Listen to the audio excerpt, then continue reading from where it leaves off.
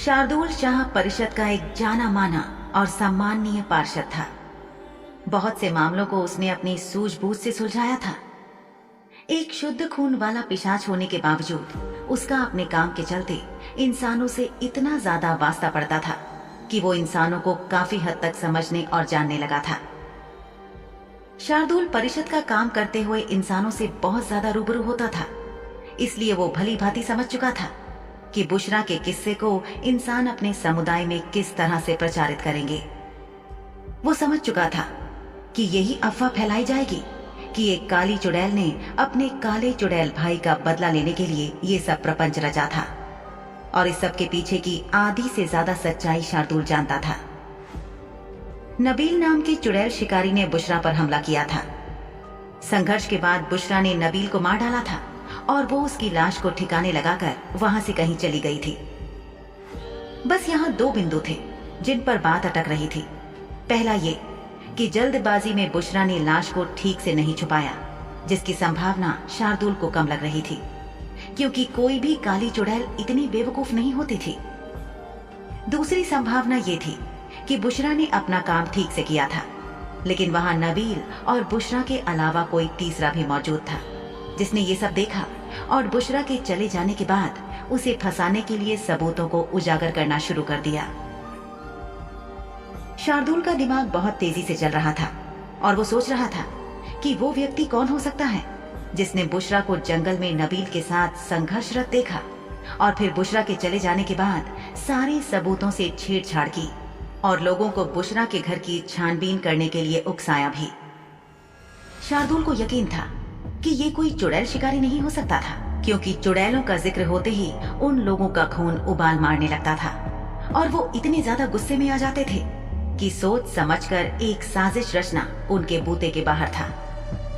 चुड़ैल शिकारी जल्द से जल्द चुड़ैलों को पकड़कर गांव के बीचों बीच आग में जला डालने या फिर उन्हें मारकर पूरे गांव के सामने उनका शरीर किसी ऊंची जगह पर एक उदाहरण के रूप में लटका देने में विश्वास करते थे। ये काम चुड़ैल शिकारियों का तो नहीं था। आसमान में मंडरा रहे काले बादल बरसने लगे। लगातार हो रही बारिश की वजह से बुशरा के घर के आसपास लगा हुआ मजमा धीरे धीरे कम होने लगा। लोगों की भीड़ छटने लगी थी। इंसानों का ये मानना था कि जब भी एक काली चुड़ैल अपने रहने की जगह छोड़कर कहीं चली जाती थी तो वो अपने पीछे ढेर सारे अपशकुन और बुरी ऊर्जा छोड़ जाती थी, जिससे दूर रहने में ही भलाई थी। ये भी एक कारण था जिसकी वजह से धीरे धीरे लोग उसके घर से दूर खिसकने लगे। परिषद के काफी सारे लोग बुशरा के घर के बाहर जमा हो चुके थे। मकसद एक ही था, तफ्तीश। शार्दुल और कर्मा से बात कर रहे पार्षदों में प्रमुख था पार्षद मोहित, जो शार्दुल के चचेरे भाई अरमान शाह का दोस्त था। शायद दोस्त कहना कुछ ज्यादा हो गया। ये व्यक्ति अरमान शाह के साथ सूचना और जानकारी के आदान प्रदान के रिश्ते में था। लगातार हो रही बारिश की वजह से सबूतों को परखना, जांचना और समझना मुश्किल हो गया था। पार्षद मोहित ने कर्मा से पूछा, क्या हाकिम को मरने से पहले किसी और ने देखा था? कर्मा से ये सवाल पूछे जाने का एक ही कारण था, और वो ये कि वही वो व्यक्ति था जिसने हाकिम के मृत शरीर को सबसे पहले देखा था। कर्मा ने जवाब में कहा, नहीं साहब, मैंने वहां पर किसी को भी नहीं देखा था। जैसे ही मैंने हाकिम की लाश को देखा, मैंने जाकर पहरेदारों को उनके बारे में सूचित कर दिया। अपना जवाब देकर कर्मा ने तुरंत शार्दुल की तरफ देखा, जो अभी भी हाकिम के कटे हुए गले को देख रहा था। पार्षद मोहित ने इत्मीनान से कर्मा की बात सुनी और फिर कहा, आप दोनों की मदद के लिए आपका बहुत बहुत शुक्रिया, पार्षद शार्दुल शाह और कर्मा जी। हम इस घटना को परिषद की अदालत में दायर करने का सोच रहे हैं ताकि आगे की तफ्तीश ठीक तरह से की जा सके। बेशक आपको ऐसा करना ही चाहिए। शार्दुल ने इतना कहकर मोहित और दूसरे पार्षदों को एक विशुद्ध व्यवसायी आदमी वाली मुस्कान दी। शार्दुल का अभिवादन करने के बाद मोहित और उसके साथी पार्षद बाहर निकल गए और शार्दुल भी कर्मा के साथ अपनी बग्घी की तरफ चल पड़ा। जैसे ही शार्दुल के जूते गीली जमीन पर पड़े, कर्मा ने उसके लिए छाता खोल दिया। अंदर पार्षदों के सामने शार्दुल के चेहरे पर जो मुस्कान थी वो अब गायब हो चुकी थी। उसकी आंखें बाएं से दाएं लगातार घूम रही थी। और गांव और बुशरा के घर के आसपास की एक एक चीज को गौर से देखते हुए मन ही मन सुराग इकट्ठे कर रही थी। वो ये सोचकर परेशान था कि कुछ ही देर में मनुष्यों को हाकिम के कत्ल की खबर मिलेगी और वो ये सोचेंगे कि ये सब काली चुड़ैल बुशरा का ही किया धरा था। अब शार्दुल को चुड़ैल शिकारी को ढूंढना था, क्योंकि वो जानता था कि अगर उसे अपना अगला शिकार यानी कि एक चुड़ैल नहीं मिली तो वो इधर उधर भटकता हुआ कहीं भी पहुंच सकता था।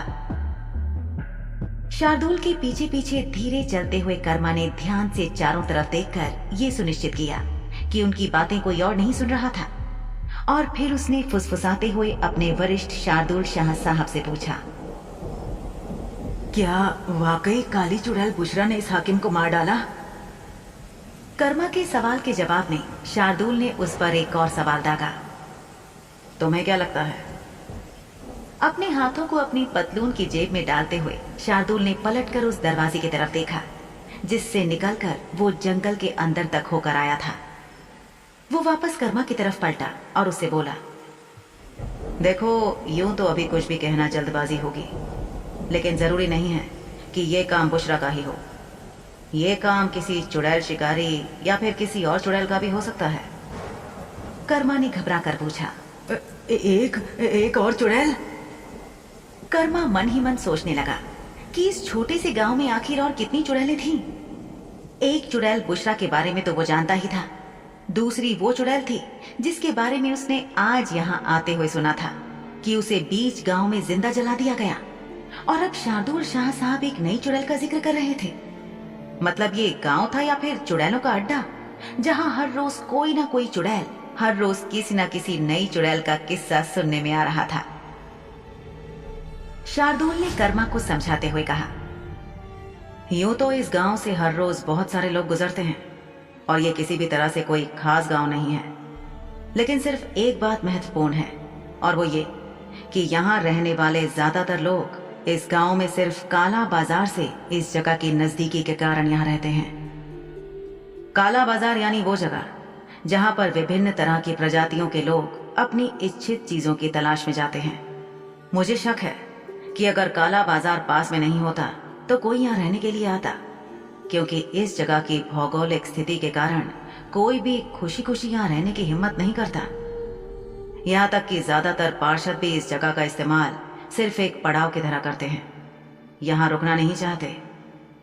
इस जगह पर किसी और चुड़ैल के होने की संभावना ना के बराबर थी, इसलिए मैंने बुशरा को यहाँ रहने के लिए कहा था और उसे तैनात किया था, लेकिन मेरी वो योजना बुरी तरह से पिट गई। शार्दुल ने अपनी जेब से एक डिब्बा निकाला। इस खूबसूरत से डिब्बे में 2 सिगार रखे हुए थे। शार्दुल ने वो डिब्बा कर्मा की तरफ बढ़ा दिया, लेकिन कर्मा ने हाथ बढ़ाकर उसे लेने की हिम्मत नहीं की। शुद्ध खून वाले पिशाचों के बारे में ये बात जग जाहिर थी कि चाहे सिगार हो या फिर शराब, उन दोनों का ही शुद्ध खून वाले पिशाचों पर बहुत अजीब सा असर हुआ करता था। ये कहा नहीं जा सकता कि दोनों का ही पहला घूंट या पहला कश लेने के बाद शुद्ध खून वाले पिशाच अपने होशो हवास में होंगे या नहीं। कर्मा को सिगार नहीं लेते देख शार्दुल ने डिब्बे में से एक सिगार निकाला और उसे माचिस से जला लिया। एक गहरा कश लेने के बाद उसने अपने होठों से धुआं बाहर निकाला। फिर शार्दुल ने कर्मा से कहा, चुड़ैलों ने श्यामला और आसपास की भूमि में प्रवेश किया है और हम यकीन से नहीं कह सकते कि वो किस इलाके में अपना घर बनाकर वहां रहने लग जाएंगे। मैंने सुना है कि यहाँ की रिपोर्ट परिषद को भेजी गई थी और पार्षद नलिन इसकी समीक्षा कर रहे हैं और देख रहे हैं कि क्या उन्हें इस पूरे मामले को अपने दल को सौंपने की जरूरत है या नहीं। कर्मा ने एक पल सोचकर कहा, पार्षद नलिन का दल? मेरी जानकारी के मुताबिक वो तो पहले से ही किसी और केस पर काम कर रहे हैं। कर्मा ने शार्दुल की कोई मदद चाहे ना की हो, लेकिन उसकी फिक्र जरूर बढ़ा दी थी। उसने कभी किसी दल को एक समय पर 2 मामलों पर काम करते ना तो देखा था और ना ही सुना था। अपने स्तर के लोग ऐसा नहीं करते थे तो पार्षदों के स्तर की बात ही अलग थी, और उसमें भी शार्दुल शाह के स्तर पर ऐसा होना बहुत मुश्किल था। सामान्यतः पार्षदों और उनके दलों की क्षमता के अनुसार परिषद उसी कठिनाई का काम उन्हें सौंपती थी जो वो संभाल सकते थे। परिषद की प्रत्येक टीम को स्तरों के साथ पदोन्नत किया गया था, जिसके आधार पर उन्हें मामले सौंपे जाते थे। शार्दुल ने कहा, लेकिन नलिन किसी भी मामले को संभालने के लिए काफी समझदार है। उसके दल में एक नया सदस्य भी जोड़ा गया है। कर्मा ने हामी भरते हुए कहा, हाँ, लेकिन वो नई सदस्य एक महिला है। परिषद की कार्यकर्ता बनने से पहले उसके एक नौकरानी होने की अफवाहें गर्म थी। ये विश्वास करना कठिन है कि एक नौकरानी परिषद की परीक्षा में उत्तीर्ण हो सकती है। शार्दुल ने कर्मा को समझाते हुए कहा, महिलाओं को कमजोर मत समझना कर्मा, वे बहुत शक्तिशाली प्राणी होती हैं। ये निम्न लोगों में सबसे निचले पायदान पर मानी जाती हैं, लेकिन शीर्ष पर आने के लिए पर्याप्त मेहनत करती हैं, क्योंकि विशेषाधिकार प्राप्त पुरुष और उच्च वर्ग के लोग चीजों को हल्के में लेते हैं और आलसी हो जाते हैं। ये बात मेहनती लोगों को एक रास्ता देती है।